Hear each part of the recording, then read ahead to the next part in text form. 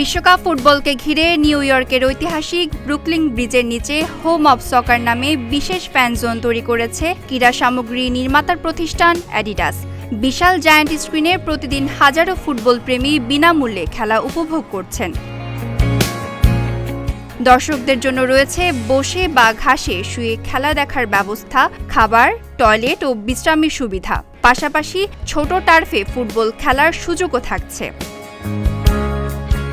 Fan জোনের একপাশে রয়েছে অ্যাডিডাসের শোরুম, যেখানে বিশ্বকাপে অংশ নেওয়া বিভিন্ন দলের জার্সি, বল ও অন্যান্য সামগ্রী বিক্রি হচ্ছে।